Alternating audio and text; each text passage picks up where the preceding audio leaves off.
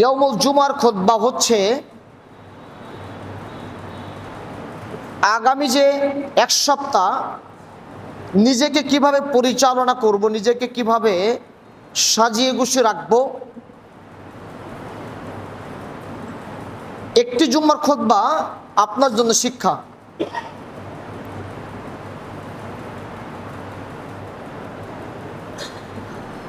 আমরা যেভাবে দুনিয়াকে মূল্যায়ন করছি, দুনিয়ার পিছনে যেভাবে সময়, শ্রম, অর্থ অতিবাহিত করছি, আল্লাহ সুবহানাহু ওয়া তাআলা আমাদেরকে নির্দেশটা কি করেছেন, আমাদেরকে আদেশটা কি দিয়েছেন। যদি এই আদেশ, নির্দেশ, নিষেধের প্রতি একজন বান্দা যত্নবান না হয়, তাহলে সে অবশ্যই অকৃতজ্ঞ বান্দা। আল্লাহ সুবহানাহু ওয়া তাআলা তার প্রতি অসন্তুষ্ট হচ্ছেন, কারণ আমার রব বলছেন একটা আর আমি করছি আর একটা। আমার রবের নির্দেশ কোনটা, আমার আল্লাহ কি বলেছেন, পঙ্কানুভাবে মেনে নেওয়া হলো একজন ভালো মানুষের কাজ। আল্লাহ সুবহানাহু ওয়া তাআলা তিনি বলছেন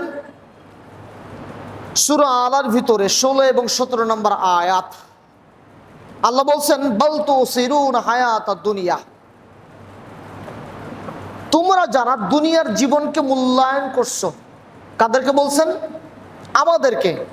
তোমরা যারা দুনিয়ার জীবনকে মূল্যায়ন করছো, ওয়াল আখিরাতু খায়রু ওয়া আবকা, অথচ আখিরাত হলো চিরস্থায়ী জায়গা, আখিরাত হলো উত্তম জায়গা। এ কথা কার? এ কথা কার? আল্লাহ সুবহানাহু ওয়া তাআলার। এ কথা আল্লাহ বলেছেন। তো একজন বান্দা হিসাবে তাহলে দায়িত্ব পড়ে যায়, যেহেতু আমার রব বলেছেন, আমার রব গোটা জাহানের রব, বিশ্ব জাহানের রব, গোটা জাহানের সৃষ্টিকর্তা, তিনি আমাকে বলছেন, তিনি মালিক, তিনি বলছেন যে তোমরা যারা দুনিয়ার জীবনকে মূল্যায়ন করছো, খুব বেশি করে দুনিয়ার জীবনে অধিকার খাটাচ্ছ, মনে রেখে দিও ওয়াল আখিরাতু খায়রু ওয়া আবকা, আখিরাত হলো চিরস্থায়ী জায়গা, উত্তম জায়গা, সুন্দর জায়গা, মহাব্বতের জায়গা, যদি জান্নাত হয়।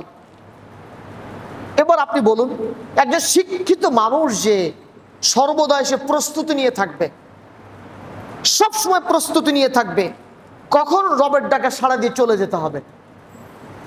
একজন পরহেজগার মানুষ, দিনদার মানুষ সর্বদাই প্রস্তুতি নিয়ে থাকবে, আমার রব বলেছেন, আমার আল্লাহ বলেছেন, আমার রব বলছেন আখিরাত হলো চিরস্থায়ী সুন্দর জায়গা, অতএব আখিরাত আমার চাই, আমার যাওয়া চাই সে আখিরাতে, এমন জায়গাতে যেখানে বিলাসিতায়, ভোগে, সব কিছুতে পরিপূর্ণ করে দিয়েছেন আল্লাহ সুবহানাহু ওয়া তাআলা। মুহাম্মদ রাসূলুল্লাহ সাল্লাল্লাহু আলাইহি ওয়াসাল্লাম তিনি বলছেন ফাত্তাকুদ দুনিয়া ওয়াত্তাকুন নিসা, তোমরা বেঁচে থাকো দুটি জিনিস থেকে, এক নম্বর হলো দুনিয়া থেকে, দ্বিতীয় নম্বরে নারী থেকে। আমরা দুটি জায়গাতে ধরা খেয়েছি, দুটি জায়গাতেই।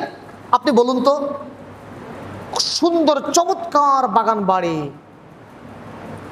স্ত্রী আছে, সন্তান আছে, ছেলে বিবাহ দিয়েছি, বৌমা আসছে, নাতিপুতি হয়েছে, মেয়ে বিবাহ দিয়েছি, জামাই এসেছে। আপনি বলুন, এই সুন্দর বাগান বাড়ি, সাজানো গোছানো পরিবেশ, পরিচ্ছন্ন সব কিছু নিজে হাতে করে সাজিয়ে তৈরি করেছি। আপনি বলুন, আপনি আমি কখনো এই সুন্দর বাগান বাড়ি রেখে কি যেতে চাইবো? এমন জায়গাতে যেখানে আর কোনোদিন ফিরে আসবো না?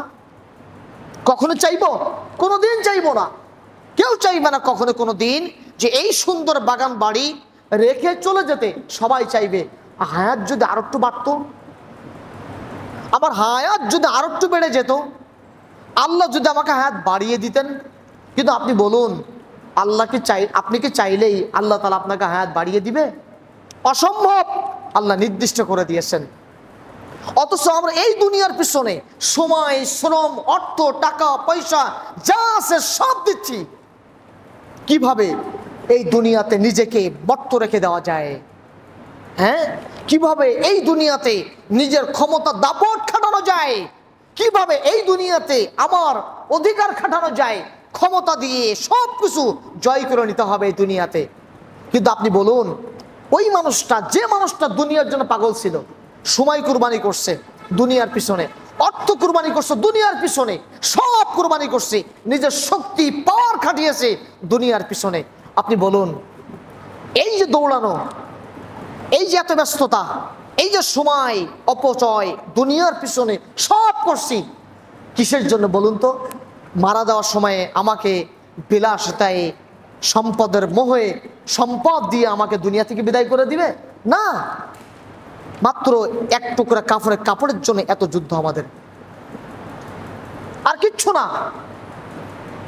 এক টুকরা কাপড়ের জন্য আমাদের এত যুদ্ধ। এই যুদ্ধের মূল কারণ হলো এক টুকরা কাপড়। আপনি বলুন, যারা সম্পদের মোহে পাগল পারা, সময় ব্যয় করছে, ক্ষমতা দাপট, শক্তির, দেহের শক্তি কাটাচ্ছি আমরা, সবাইকে কিন্তু একই খাটিয়াতে উঠতে হবে। মসজিদে যে খাটিয়া ঝুলিয়ে রেখে দিয়েছেন ওই খাটিয়াতে কিন্তু সবাইকে উঠতে হবে। আপনার জন্য ভিন্ন খাটিয়া কেউ তৈরি করবে না। যদি বলেন অমুক গ্রামের মোড়লের জন্য কাফনের কাপড় দরকার, দাও। আপনার জন্য কাফনের কাপড় মোড়লের দোকানদারের জন্য আলাদা বাজেট করা আছে নাকি? না। একজন গরিব ইমানদার পরেশগার, তার জন্য যে কাফনের কাপড়, আপনার জন্য আমার জন্য সে একই কাফনের কাপড়, ভিন্নতার কোনো সুযোগ নাই। অথচ আমরা সময়, শ্রম, অর্থ সব ব্যয় করে দিচ্ছে দুনিয়ার পিছনে। সাহাবারা কি করতেন? শুধু একটাই টার্গেট ছিল, সেটা হলো রবকে সন্তুষ্ট করা, আল্লাহকে সন্তুষ্ট করা। আমার রব সন্তুষ্ট হবেন, আমার আল্লাহ সন্তুষ্ট হবেন, আমার রবের পছন্দ নিয়ে বান্দা হতে হবে, আমার আল্লাহর পছন্দ নিয়ে বান্দা হতে হবে, এটা তারা চেষ্টা করতেন। আর আমরা, আরে রাখো তো ভাই, আরে হবে, আজকে না কাল, কাল না পরশু, এখন না তখন করব, আরে একটু সময় দাও না, একটু সময় দাও। অকৃতজ্ঞ মুসলিম বুঝলো না যে কোনো সময় রবের ডাকে সাড়া দিতে হতে পারে। অকৃতজ্ঞ মুসলিম বোঝে নাই যে কোনো সময় আল্লাহ তাআলা আপনার জীবন কেড়ে নিতে পারেন, বোঝে নাই। যে কোনো মুহূর্তে, যে কোনো সময়ে, যে কোনো ক্ষেত্রে আপনার জীবন চলে যেতে পারে নাফিরাত দেশে। আল্লাহ রাসূল তিনি বলছেন সাল্লাল্লাহু আলাইহি ওয়াসাল্লাম, হাদিসটি পাবেন বুখারী 5155 নম্বর হাদিস, নি'মাতানি মাগবুন ফীহিমা কাসীরুন, দুটি নিয়ামতের ব্যাপারে সব থেকে মানুষ ধোঁকার মধ্যে রয়েছে। কয়টি নিয়ামত? কয়টি? দুটি নিয়ামতের ব্যাপারে। একটি হলো স্বাস্থ্য, দ্বিতীয় নম্বর হলো অবসর। যখন সে সুস্থ থাকে, সুস্থ সবল দেহের অধিকারী, তখন সে ইবাদত করবে কার? আল্লাহর। মাথা নত করবে কার কাছে? আল্লাহর কাছে। কিন্তু দেখা যায় যৌবন বয়স, যে বয়সটা ইবাদতের বয়স, আল্লাহর কাছে গুরুত্বপূর্ণ, ওই বয়সে আমরা দাপিয়ে বেড়াচ্ছি কিভাবে দুনিয়া জয় করা যায়। সামনে যাদেরকে দেখতে পাচ্ছে সব বৃদ্ধ মানুষ, দাড়ি পাকা মানুষ, চুল পাকা মানুষ, আর ইমাম সাহেব বাধ্য, তার দাড়ি এখনো পাকে নাই, যুবক মানুষ, তিনি তো বাধ্য, তিনি আপনার কর্মচারী, তিনি আপনার কর্মচারী, এই জন্য তিনি বাধ্য হয়েছেন আসতে এখানে। অথচ আর সামনে আপনি বাধ্য না, আমরা বাধ্য না। আউযুবিল্লাহ, আমরা কার ইবাদত করছি? আমরা কার পিছনে দৌড়াচ্ছি? যুবকগুলো কোথায়? সবাইকে ঘুমিয়ে আছে। অবসর, যে অবসরকে মূল্যায়ন করা দরকার ছিল তাসবিহ তাহলিল ইবাদতের মাধ্যমে, এই যুবক বয়সটা আমরা ব্যবহার করছি কিভাবে? লুডো খেলা, ফুটবল খেলা, ক্যারাম খেলা, বিভিন্ন খেলা, বিভিন্ন চায়ের আড্ডাখানায় বসা, বন্ধু বান্ধবকে সময় দেওয়া, এইখানে অতিবাহিত করছি আমরা। কিভাবে অমুক নেতার পিছনে স্লোগান দিয়ে জয় জয়কার করতে হবে, এদিকে আমরা দৌড়াচ্ছি। কিন্তু আল্লাহ রাসূল তিনি স্পষ্ট বলছেন, নি'মাতানি মাগবুন ফীহিমা কাসীরুন, দুটি নিয়ামতের ব্যাপারে মানুষ ধোঁকার মধ্যে রয়েছে। তার মধ্যে এক স্বাস্থ্য, দ্বিতীয় নম্বর হলো অবসর। যখন আপনি সুস্থ থাকবেন, আপনার দায়িত্ব পড়ে যায় তাহাজ্জুদ সালাত অবশ্যই আদায় করা।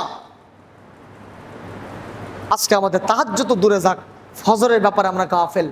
আর যখনই একজন বান্দা ফজর থেকে দূরে সরে যাবে, তখনই ফরজের পরেই কি সালাত? সুন্নাত সালাত। সুন্নাত সালাত শয়তান তার থেকে ছিনিয়ে নিবে। আর যখনই সুন্নাত থেকে আপনি দূরে সরে আসবেন, মসজিদে প্রবেশ করলেই 2 রাকাত সালাত আদায় করতে হয়, উজু করলেই 2 রাকাত সালাত আদায় করতে হয়। দিনের বেলা বলেন, অন্যান্য সময় নফল যে সালাতগুলো আছে, এই সালাত থেকে শয়তান আপনার থেকে ছিনিয়ে নিবে। আর রাতের সালাত তো বহু দূরের কথা, বহু দূরের হিসাব। আজ না কাল, পরশু ভালো হব, তখন ভালো হব, এই ভালো হওয়ার সুযোগ আল্লাহ আপনাকে দিবেন না। যে কোনো সময়ে, যে কোনো মুহূর্তে আপনার মৌত চলে আসতে পারে। আপনাকে প্রস্তুতি নিয়ে থাকতে হবে, আপনাকে প্রস্তুতি নিয়ে থাকতে হবে। মৌত কখন আসবে এই জন্য আপনার প্রস্তুতি নিয়ে থাকতে হবে, ভালো মৃত্যুর জন্য। কখন আমার মৃত্যু আসবে, আমি নাজবো শাহাদাত। এই বয়স চলছে, মনে করেন 30, 31, 32 চলছে বয়স। আমি এই দাড়ি পাকা চাচার মতো বয়সে পরিণত হতে পারবো কিনা সন্দেহ। অপরাধ হয়ে যেতে পারে, তখনই ক্ষমা চেয়ে নিতে, আল্লাহ তুমি আমাকে ক্ষমা করে দাও, তুমি আমাকে সুন্দর মৃত্যু দান করো, আমাকে পরিশ্রমের মৃত্যু দান করো, আমাকে ক্ষমা না করে তুমি মৌত দিও না। হে আরশের রব, তোমার কাছে আমি দোয়া করছি, তুমি আমাকে সুন্দর মৃত্যু দান করো। কবরে আযাব কঠিন, জাহান্নামের আযাব অনেক বেশি কঠিন, তুমি আমাকে পরিপূর্ণ ক্ষমা করো, তারপর তুমি আমাকে মৃত্যু দাও। অথচ আমরা এই ক্ষমা চাওয়ার সময় আমাদের নাই, কারণ দুনিয়া নিয়ে মহা ব্যস্ত। আমরা প্রচন্ড ব্যস্ততা আমাদের মধ্যে কাজ করে। আল্লাহ রাসূল তিনি বলছেন, ইয়াকুদু আল্লাহি মা দুনিয়া ফিল আখিরাহ। আখিরাতের তুলনায় দুনিয়ার উদাহরণ কেমন আপনি বলেন?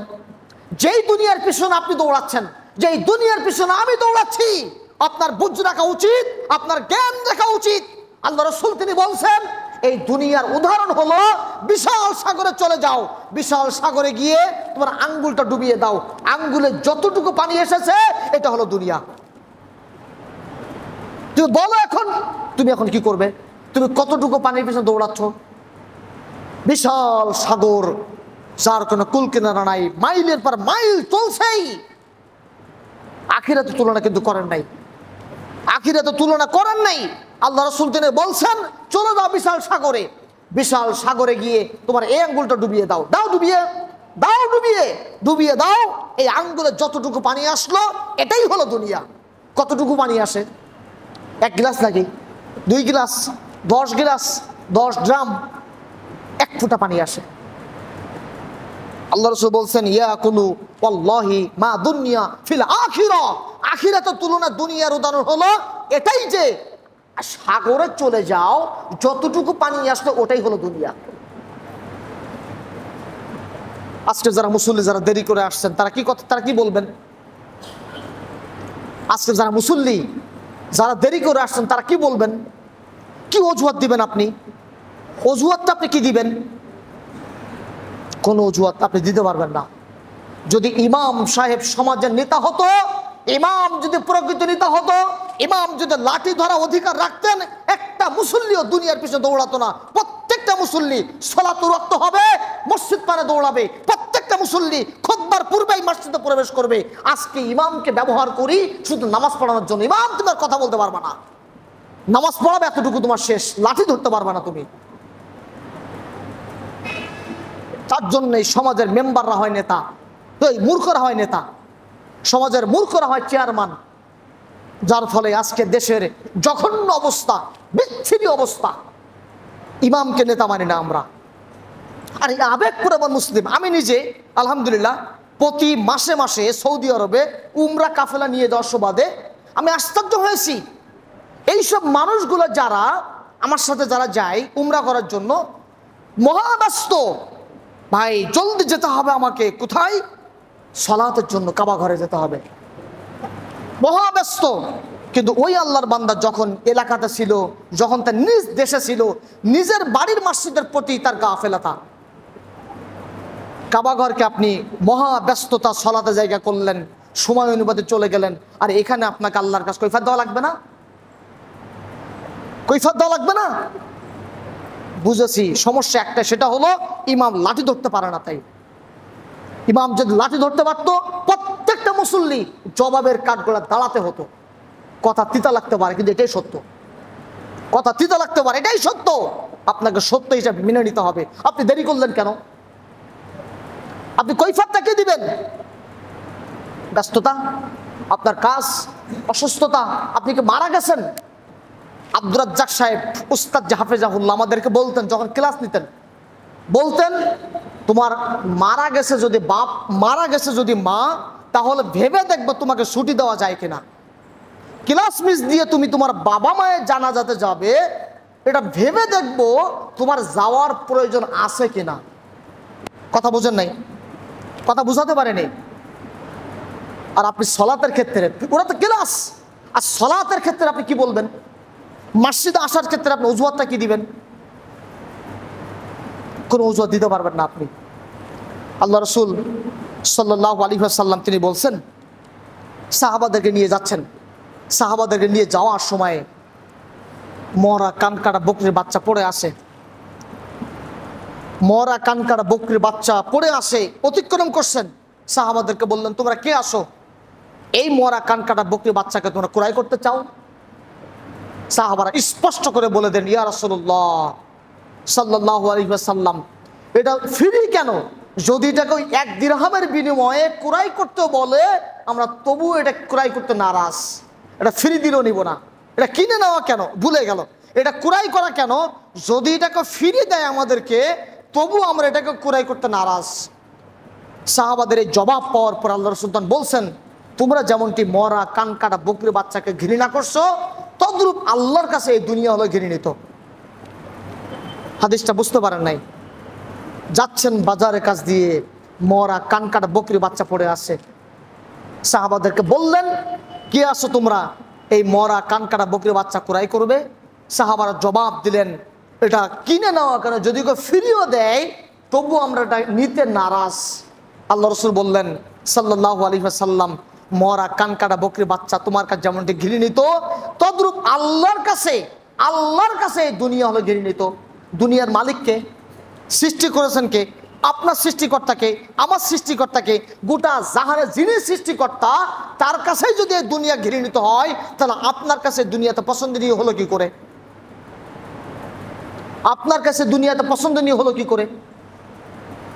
আপনি সুযোগটা দিলেন কেন? আপনার অন্তরের চাহিদা কমাতে হবে, আপনার অন্তরের চাহিদা আকাঙ্ক্ষা কমাতে হবে, আপনার অন্তরের চাহিদাকে দমিয়ে রাখতে হবে। কিভাবে চাহিদাকে দমিয়ে রেখে দেওয়া যায়? আমরা শুধু বলতে থাকি মালি মালি, এটা আমার মাল, এটা আমার টাকা, এটা আমার সম্পদ, এটা আমার গাড়ি, এটা আমার বাড়ি। সম্পদের মোহে পাগল পারা হয়ে যায়। আমরা শুধু বলছি মালি মালি, আমার মাল, আমার টাকা, আমার সম্পদ, আমার অর্থ, সব কিছু বলছি, আর মানুষকে কষ্ট দিচ্ছি, জুলুম করছি, নির্যাতন করছি, হত্যা করছি। সংবাদ সোশ্যাল মিডিয়াতে চলে আসছে, Somoy TV, Jamuna TV, ATN Bangla, বিভিন্ন চ্যানেল নিউজ করছে, অমুক ইসলামিক বুথের মধ্যে, ইসলামিক ব্যাংক বুথের মধ্যে একজন মানুষকে হত্যা করে 8,000 টাকা নিয়ে চলে গেছে। সংবাদটা দেখে হৃদয়টা কেঁপে উঠেছে। 8,000 টাকার জন্য একটা মানুষকে মারতে হবে? মাত্র 8,000 টাকার জন্য একটা মানুষকে মারা প্রয়োজন? আল্লাহ রাসূল সাল্লাল্লাহু আলাইহি সাল্লাম তিনি বলছেন সাহাবাদের উদ্দেশ্যে, তোমাদের মধ্যে এমন কোন ব্যক্তি কি আছে? আইয়াকুম মালু, তোমাদের মধ্যে এমন কোন ব্যক্তি কি আসো যেই ব্যক্তি নিজের মালের থেকে তোমার উত্তরাধিকার, তোমার আত্মীয় স্বজন, তোমার পরিবার পরিজন, তাদের সম্পদকে বেশি ভালোবাসে? হাদিসটা মনোযোগ সহকারে শোনেন। আল্লাহ রাসূল বলছেন সাহাবাদের উদ্দেশ্যে যে তোমাদের মধ্যে এমন কোন ব্যক্তিকে আসে যেই মানুষটা নিজের সম্পদের থেকে নিজের উত্তরাধিকার, নিজের ওয়ারিস, নিজের প্রতিবেশী, নিজের আত্মীয় স্বজন, তাদের সম্পদকে বেশি ভালোবাসে, এমন কোন ব্যক্তি আছে? সাহাবারা বললেন, ইয়া রাসূলুল্লাহ, আমাদের মধ্যে এমন কোনো ব্যক্তি নেই যে মানুষটি নিজের সম্পদের থেকে নিজের উত্তরাধিকার সম্পদকে বেশি ভালোবাসে, এমন কোনো ব্যক্তি আমাদের মধ্যে নেই। আল্লাহ রাসূল বললেন, নিজের সম্পদ সেটাই যেটা তোমরা আল্লাহ রাস্তায় দিচ্ছ, আর তুমি যেটা রেখে যাচ্ছ এই সম্পদ হলো তোমার ওয়ারিস, তোমার সন্তানের, তোমার স্ত্রীর, তোমার ছেলের, তোমার মেয়ের, তোমার আত্মীয় স্বজনের। আর যেটা তুমি আল্লাহ রাস্তায় দিচ্ছ এটা হলো তোমার হিসাবে গণ্য হবে। তাহলে আজকে যারা বেগম পাড়ায় বাড়ি তৈরি করলেন, আজকে যারা দেশের সম্পদ লুটে ফুটে খেয়ে আমেরিকাতে বাড়ি তৈরি করলেন, একটু বিলাসিতা থাকবেন, তাই দেশের সম্পদ লুটে ফুটে খেয়ে ইউরোপে বিলাসিতায় বিলাসবহুল বাড়ি তৈরি করলেন। আপনি বলুন, এই যে মানুষগুলা রক্ত ঘামানো টাকা পয়সাগুলা জুলুম করে কষ্ট দিয়ে বিভিন্ন বিলাসিতা কাটাবে বলে আরব দেশ বিভিন্ন দেশগুলাতে চলে গেছে, আপনি বলুন এরা কিয়ামতের মাঠে আল্লাহর কাছে কি জবাবটা দিবে? কি জবাব দিবে তারা? এরা হলো দেশের নেতা, দেশের লিডার, এরা দেশের নেতা, এদের জান্নাতে যাওয়া সহজ, এরা দেশের প্রশাসন, জান্নাতে যাওয়া এদের সহজ যদি জনগণের হক যথাযথভাবে আদায় করতে পারে, তাহলে জান্নাতে যাওয়া সহজ হয়ে যাবে। অথচ এরা দেশের মানুষের অর্থ লুটপাট করে খেয়ে নিজের টাকা, নিজের সম্পদ, নিজের গাড়ি, নিজের বাড়ি, আর বলছে বারবার বলছে মালি মালি, আমার মাল, আমার টাকা, আমার সম্পদ, আমার গাড়ির সবই আমার, এ দেশ আমার, এ দেশ আমার বাবা স্বাধীন করেছেন, সব বলছি আমরা। অথচ আমার বলে কিচ্ছু নাই, যেটা আপনি আল্লাহ রাস্তা দিবেন সেটাই হলো আপনার। এই যে মসজিদ, যে মসজিদে আপনি সালাত আদায় করছেন, যে মসজিদে আমি সালাত আদায় করছি, যে মসজিদে দাঁড়িয়ে আছে কথা বলছি, এই মসজিদ যারা দান করেছেন তিনি পৃথিবী থেকে চলে গেছেন। আপনি বলুন, যিনি দিয়েছিলেন তার ওয়ারিস নাই, তার সন্তান নাই, তার পরিবার নাই, সব আছে, তারা কি কখনো আর বলতে পারবে এই মসজিদের সম্পদ এটা আমার সম্পদ? কখনো দাবি করতে পারবে? কোশ্চিন কেন পারবে না? অর্থাৎ যিনি দিয়েছেন এই সম্পদ, তিনি হলো প্রকৃত মালিক। তিনি কিয়ামতের আগ পর্যন্ত এই সম্পদ দান করার কারণে নেকি পেতে থাকবেন। তাহলে আজকে সম্পদ দান না করে আল্লাহ রাস্তা না দিয়ে যদি এই সম্পদ লুটে পুটে খায়, মানুষকে কষ্ট দেয়, জুলুম করি, মনে রাখা উচিত আল্লাহ রাসূল স্পষ্ট হাদিস, কলা জুলমুন জুলমাতু ইয়াউমাল কিয়ামা, যে ব্যক্তি জুলুম করলো, নির্যাতন করলো, সম্পদ ভক্ষণের মাধ্যমে, কষ্ট দেওয়ার মাধ্যমে, যে কোনোভাবে মানুষকে জুলুম করেছে, এই মানুষকে কিয়ামতের মাঠে আল্লাহ তাআলা কঠিন কাঠগড়ায় দাঁড় করাবেন। আমরা কি ভয় পাই? আমরা কি শিক্ষা নেই? আমরা পরিবর্তন হই কখন জানেন? একবার শেষ প্রান্তে গিয়ে। ফিরআউন পরিবর্তন হয়নি? ফিরআউন পরিবর্তন হয়েছে কখন? সেটা একেবারে শেষ প্রান্তে, ডুবুডুবু অবস্থা, বলছে আল্লাহ আমি তোমাকে রব হিসেবে মেনে নিলাম, এখন তুমি আমাকে ক্ষমা করে দাও। ঠিকই মেনে নিয়েছে। ফিরআউন এবং মূসা আলাইহিস সালাম যাচ্ছেন একই পথ দিয়ে, যে পথ দিয়ে আল্লাহ তাআলা মূসা আলাইহিস সালামকে বাঁচিয়ে দিলেন, আল্লাহ তাআলা ওই পথেই ফিরআউনকে ডুবিয়ে মারলেন। আপনি বলুন তো, দোষ কি পথের না দোষ মতের? দোষ পথের না দোষ মতের? দোষ মতের, দোষ কিন্তু পথের নয়। পথ ঠিকই ছিল, কিন্তু মতের ভিন্নতার কারণে যে পথ দিয়ে আল্লাহ তাআলা মূসা আলাইহিস সালামকে বাঁচিয়ে দিয়েছেন, আল্লাহ তাআলা ওই পথেই ফিরআউনকে ডুবিয়ে মেরে দিয়েছেন। এবার আপনি বলুন, আপনি পরিবর্তন হবেন কিনা? আপনি মূসা আলাইহিস সালামের আদর্শে আদর্শবান হয়ে আল্লাহকে ভয় করবেন, নাকি ক্ষমতা দাপট খাটিয়ে ফিরআউনের আদর্শ লালন করে নিজেদেরকে বাস্তবায়ন করবেন? আপনি বা চিন্তা করুন, আপনি ভেবে দেখুন আপনি এখন কি করবেন। আপনার পথ দুটা, একটা হলো ফিরআউনের পথ, অপরটি হলো মূসা আলাইহিস সালামের পথ। আপনাকে আল্লাহ বাঁচাবেন, নিশ্চিত বাঁচাবেন, আল্লাহ আপনাকে অবশ্যই বাঁচাবেন। আল্লাহ ওয়াদা করেছেন আল্লাহ আপনাকে বাঁচাবেই, কিন্তু আপনার মতের পার্থক্য হওয়া যাবে না, আপনার চলার পথ ভিন্ন হওয়া যাবে না। আপনার চলার পথ হবে ইহদিনাস সিরাতাল মুস্তাকিম। আপনি যখনই চলার পথ ঠিক রাখবেন, আল্লাহ আপনাকে বাঁচাবে, নিশ্চিত আল্লাহ আপনাকে বাঁচিয়ে দিবেন। আল্লাহ বাঁচাননি? ইব্রাহিম আলাইহিস সালাম বাঁচিয়ে দিয়েছেন আল্লাহ তাআলা। ইব্রাহিম আলাইহিস সালাম এবং তার বাবার সাথে যুদ্ধ বেঁধেছে, মতের ভিন্নতা হয়েছে, বের করে দিয়েছেন বাড়ি থেকে, বেরিয়ে পড়েছেন, আর জবান দিয়ে বারবার বলছেন হাসবিনাল্লাহু নি'মাল ওয়াকিল, আমার হেফাজতের মালিক, আমার দায়িত্ব নিয়েছেন আল্লাহ, আল্লাহ আমাকে নিশ্চিত আমাকে রক্ষা করবে, আল্লাহ আমাকে হেফাজত করবে। আপনি কিসের সম্পদের বড়াই দেখান? আপনার চেহারা সুন্দর তাই? আপনার দেহে শক্তি আছে তাই? আপনার বংশীয় মর্যাদা আছে তাই? স্পষ্ট হাদিস, বংশীয় মর্যাদা কখনো কোনো ব্যক্তিকে জান্নাতে নিতে পারে না। বংশের দাপট দেখাবেন না। বংশীয় মর্যাদা দাপট দেখাবেন না, আপনি ইমানে বলে বলিয়ান হন, আল্লাহ আপনাকে জান্নাতে নিবেন। হাফসি বেলাল রাদিয়াল্লাহু তাআলা আনহু, কালো কুৎসিত ইসলামের প্রথম মুয়াজ্জিন, আল্লাহু আকবার, সম্মানে ভূষিত হয়েছেন আল্লাহর পক্ষ থেকে শুধুমাত্র ইমানে বলে বলিয়ান হওয়ার কারণে। ইমানে বলে বলিয়ান হওয়ার কারণেই আল্লাহ তাআলা তাকে সুসম্মানে ভূষিত করেছেন। আপনি সুন্দর চেহারা অধিকারী, আপনার দেহে শক্তি আছে, আপনি বংশীয় মর্যাদা ভালো, আপনার অর্থ আছে, আপনার সমাজে দাপট আছে, সব কিছু দিয়ে আপনি সবাইকে জয় করতে পারবেন, কিন্তু আপনি আল্লাহকে জয় করতে পারবেন না। যদি আপনি আল্লাহকে জয় করতে চান, অবশ্যই আপনাকে ঈমান বলে বলিয়ান হতে হবে, তবে আপনি আল্লাহকে জয় করতে পারবেন। যেমনটি জয় করেছেন বেলাল রাদিয়াল্লাহু তাআলা আনহু। আল্লাহ তাআলা আগুনকে বললেন, আগুন তুমি ঠান্ডা হয়ে যাও। কার জন্য? কার জন্য আপনি বলেন? ইব্রাহিম আলাইহিস সালামের জন্য আল্লাহ আগুনকে ঠান্ডা করে দিয়েছেন। কিসের জন্য? কি কারণে? ভাবলে আশ্চর্য হয়ে যেতে হয়।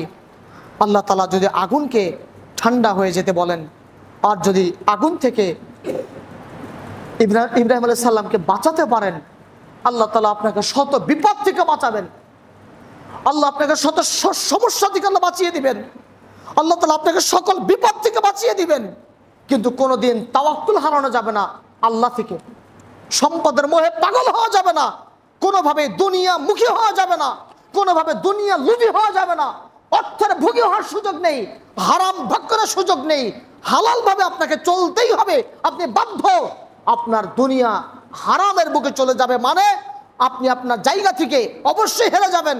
ইসলাম থেকে আপনি দূরে সরে যাবেন মানে ইসলাম আপনাকে কোনোভাবে মূল্যায়ন করে না, আপনাকে ইসলামকে মূল্যায়ন করতে হবে। আপনি ইসলাম ছাড়া আপনি হেরে যাবেন, ইসলাম আপনাকে ছাড়াই জিতে যাবে। আপনার মতন বান্দা বহু আছে আল্লাহর ইবাদত করার জন্য, আপনার কোনো প্রয়োজন নেই, আপনি ইবাদত করবেন না, আল্লাহ আপনাকে মূল্যায়ন করবেন না, দরকার নেই। আপনি কোন মানুষ যদি ইবাদত না করে, গাছপালা ইবাদত করবে, পশু পাখি ইবাদত করবে, আপনার মতন বান্দা আল্লাহর কোনো দরকার নেই। আল্লাহর ইবাদতের জন্য বহু মাখলুক আছে, বহু সৃষ্টি আছে, অবশ্যই তারা আল্লাহর ইবাদত করবে। আপনি বান্দা, আপনি মাখলুক, আপনি আল্লাহ সৃষ্টি, আপনি আল্লাহ সৃষ্টি, অবশ্যই আপনাকে দায়িত্ব পড়ে যায় আল্লাহর ইবাদত করা। যদি ইবাদত না করেন আপনি হেরে যাবেন, ইসলামবিহীন আপনি হেরে যাবেন। এবার আপনি চিন্তা করুন, আপনি কি করবেন? আপনি দুনিয়ামুখী হবেন, সম্পদের মোহে পাগল হবেন, অর্থের মোহে পাগল হবেন, সময়, শ্রম, অর্থ সবকিছু আপনি দুনিয়ার জন্য ব্যয় করবেন। মনে রাখবেন, আল্লাহ রাসূল স্পষ্ট বলেছেন, যদি কোনো বান্দা মারা যায়, সে তিনটি জিনিস সাথে করে নিয়ে যায়, দুটি রেখে যায় আর একটি নিয়ে যায়।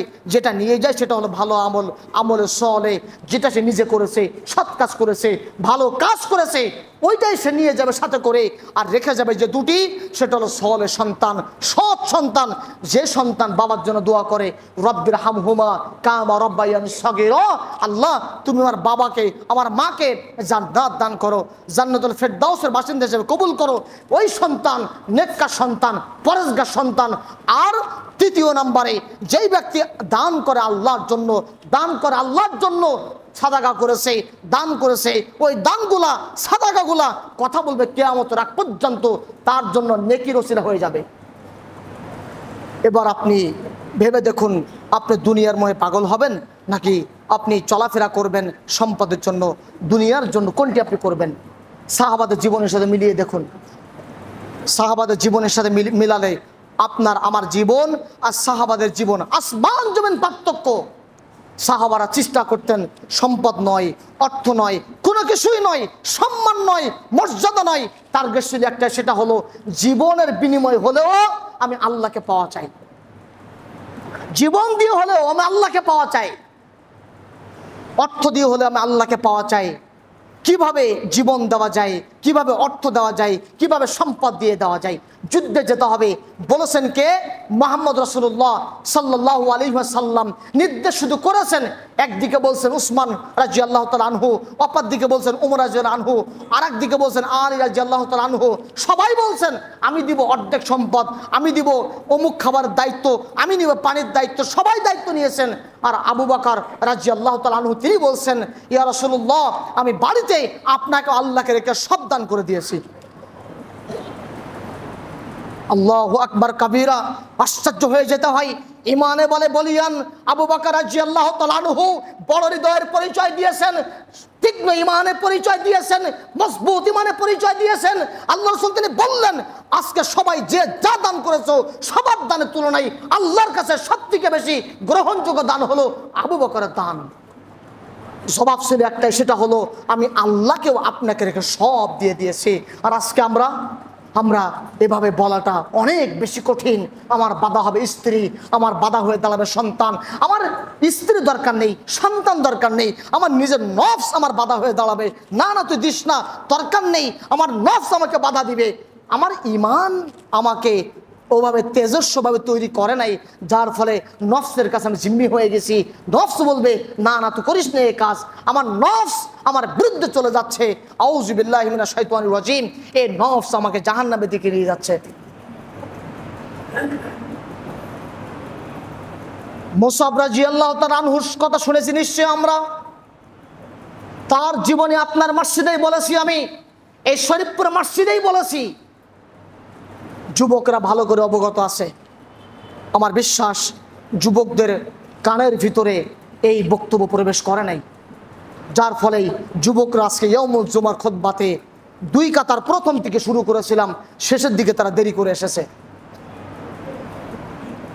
মুসাব রাদিয়াল্লাহু তাআলা আনহু তিনি যুদ্ধ করেছেন, কোটিপতি ধনাঢ্য পরিবারের ছেলে, বিত্তশালী পরিবারের ছেলে।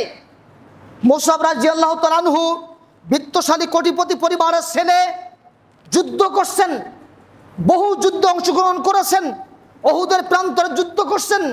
এই যুদ্ধে পতাকার মালিক হয়েছেন। আল্লাহ রাসূল তার পতাকা হাতে ধরিয়ে দিয়েছেন।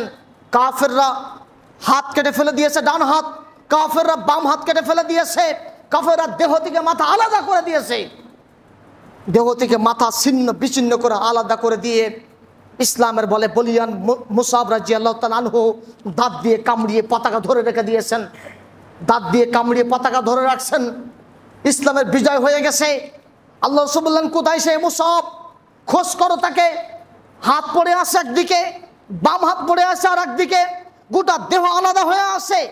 একত্রিত করা হলো, গায়ের পরনে কাপড় দিয়ে তাকে দাফন করা হলো। আল্লাহ রাসূল অজরে কাঁদছে না, বলছেন, ইয়া এ মুসাব, তোমাকে বিদায়ের সময় নতুন কাপড় আমি দিতে পারলাম না, তোমার মাথায় সুন্দর কুকরানো চুল আমি আর মক্কার বুকে দেখিনি, তোমার গায়ের জামা, তুমি এত বড় লোক পরিবারের ছেলে ছিলে যে তুমি 3 দিনের বেশি এক জামা তুমি পরিধান করতে না, আর আজকে মুসাব তুমি ছেঁড়া কাপড়ের মধ্যে মুখ লুকিয়ে আসো। আল্লাহ রাসূল অজরে কাঁদছেন আর আফসোস করে এই কথাগুলি বলছেন। খুতবার শেষ প্রান্তে এসে গুরুত্বপূর্ণ আরেকটি বিষয়, সেটা হলো সম্পদের মোহে পাগল পারা হয়ে আছে বর্তমান সমাজের আলেম সমাজরা। আপনাদেরকে স্পষ্ট করে বলে দিচ্ছি, শরীফপুরের বাসীরা সচেতন, সাবধান। সমাজ যদি সংস্কার করতে হয়, জুম্মার খুতবার মাধ্যমে সমাজ সংস্কার হয়, ঘরে ঘরে দাওয়াত দিয়ে সমাজ সংস্কার করতে হয়। বর্তমানে শীতের সময় চলছে মাহফিলের সিজন। আমার সাথীরাতে ঘটে গেছে, একদিকে কমিটিকে অপরাধী করব, অপরদিকে বক্তাকে অপরাধী করব। আমি বক্তা চুক্তি করেছে আমাকে 60,000 টাকা দিতে হবে, অগ্রিম 5,000 টাকা, আর মাহফিল করার বক্তব্যের মঞ্চে ওঠার আগে 55,000 টাকা। 55,000 টাকা কিসে লাগে আপনার?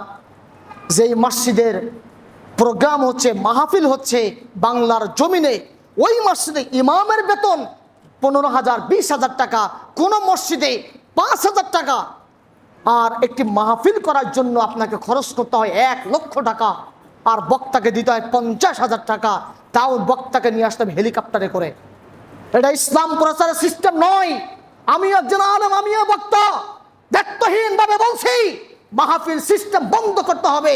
মাহফিল ব্যবসাকে বন্ধ করে ইমামের মাধ্যমে ঘরে ঘরে এলাকা ভিত্তিক ভাবে দাওয়াতি কাজ করুন, মসজিদে মার্কাজ খুলুন, মসজিদে মক্তব খুলুন এবং এলাকা ভিত্তিক দাওয়াতি কাজ করে সমাজকে সংস্কার করুন। ইমাম ভালো ইমাম রাখুন, দক্ষ ইমাম রাখুন, ইলিমধারী আলেম রাখুন, তাহলে সমাজ পরিবর্তন হবে।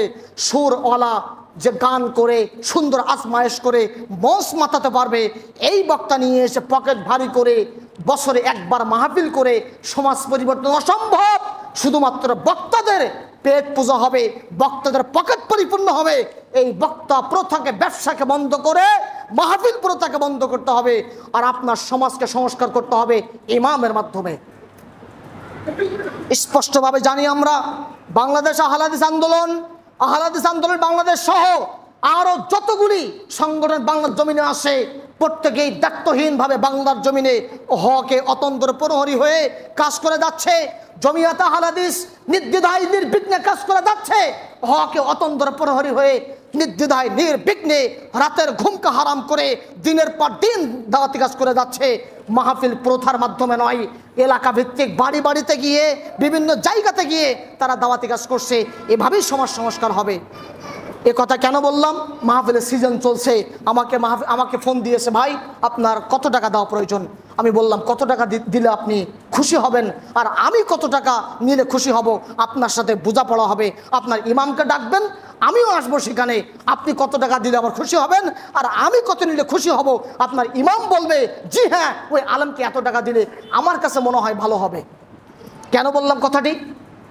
ইমাম সাহেবের বেতন যদি 5,000 টাকা হয় আর আমাকে যদি 20,000 টাকা দেন, আপনি মনে রাখবেন ওই ইমামের প্রতি আপনি জুলুম করলেন,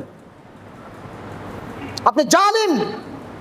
অতএব আপনার দায়িত্ব পড়ে যায় সমাজকে সংস্কার করা।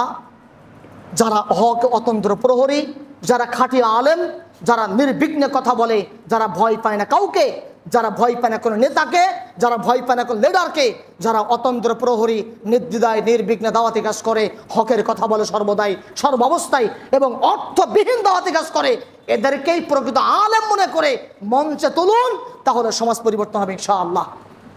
আমি কি ভুল বলেছি নাকি? তাহলে মাহফিল প্রথা বর্জন করে আপনাকে অবশ্যই দাওয়াতি কাজ করতে হবে, সমাজ ভিত্তিক, এলাকা ভিত্তিক, এবং এলাকা ভিত্তিক দাওয়াতি কাজ করে আপনাকে সমাজকে সংস্কারে নিয়ে আসতে হবে। আর আরেকটি বড় সমস্যা, সেটা হলো আমাদের মক্তবকে বাংলার জমিন থেকে উঠিয়ে দেওয়ার ষড়যন্ত্র করা হয়েছিল, সেটা সাকসেস হয়েছে। তারা সাকসেস। আপনার মসজিদে বক্তব্য আছে কিনা আমি জানি না, আমার এলাকায় মক্তব নাই, অন্য এলাকায় মক্তব নাই, বিভিন্ন জেলাতে মক্তব নাই, মক্তবকে বন্ধ করে দিয়েছে। এই মক্তবকে আবারও আপনাকে চালু করতেই হবে। মক্তবকে শূন্যতা করা মানে, বন্ধ করে দেওয়া মানে আপনার আগামী প্রজন্ম মসজিদ থেকে দূরে রেখে দেওয়ার একটা সুবর্ণ কৌশল। আপনার সন্তান, আপনার বাচ্চা মক্তবে আসবে, ফজরের সালাতে আসবে, ইমাম সাহেবের কাছে কোরআন পড়বে, বাড়িতে চলে যাবে, নাস্তা করবে, স্কুলে যাবে, কেউ মাদ্রাসায় যাবে, প্রস্তুতি নিবে। আপনার ছেলে ইঞ্জিনিয়ার হোক, দোষের আছে নাকি? আল্লাহকে নিষেধ করেছেন।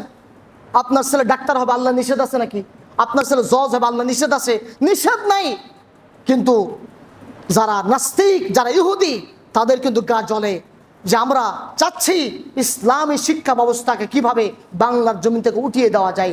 সেটা হলো সবথেকে বড় কৌশল, মক্তবকে বন্ধ করে দেওয়া। আপনার কলিজার টুকরা আদরের সন্তানকে কিভাবে মক্তব থেকে দূরে রেখে স্কুলমুখী করা যায় এবং নাস্তিক্য শিক্ষা ওর মধ্যে ঢুকিয়ে দিয়ে মসজিদ থেকে শিশুদেরকে বের করে নিয়ে যাওয়া যায়, এটা কিন্তু কৌশল। আর মুসলিম জাতি নিজেদের মধ্যে দাঙ্গা হাঙ্গামা লাগিয়ে দিয়েছে। এই যে গত কিছুদিন আগে লক্ষ্মীপুরে আমিন বলার কারণে আমার ছোট্ট কলিজার টুকরা ছোট্ট ভাই শাহিন নামে, বয়স মাত্র 16 থেকে 17 বছর, তাকে পিটিয়ে রক্তাক্ত করে বুকের পাঁজর হাড় ভেঙে দিয়েছে। ইহুদি হাসছে, নাস্তিকরা হাসছে, তারা হাততালি দিচ্ছে, তাদের মিশন সাকসেস হয়ে গেছে আমিন বলার কারণে। আমরা স্পষ্ট প্রমাণ পাচ্ছি, আলহামদুলিল্লাহ। আপনারা শুকরিয়া আদায় করুন। লক্ষ্মীপুরের জজ সাহেব তিনি বলছেন, স্পষ্ট বলছেন, আমার কাছে রেকর্ড রয়েছে, যে আমি এই ছেলেকে মারার পরে গবেষণা করলাম, পড়লাম, আমিন বলা ফজিলত আছে, নেকি আছে। আমিন বলাতে যে ফজিলত, নেকি আমি পেলাম, আমি মনে করি প্রত্যেকটা মুসলিমকে সালাতের পরে সূরা ফাতিহার পরে ইমামের সাথে উচ্চস্বরে আমিন বলতেই হবে। এটাই হলো সুন্নাত। আলহামদুলিল্লাহ বলবেন না? আলহামদুলিল্লাহ। এই জন্য নিজেদের মধ্যে দাঙ্গা হাঙ্গামা বন্ধ করুন।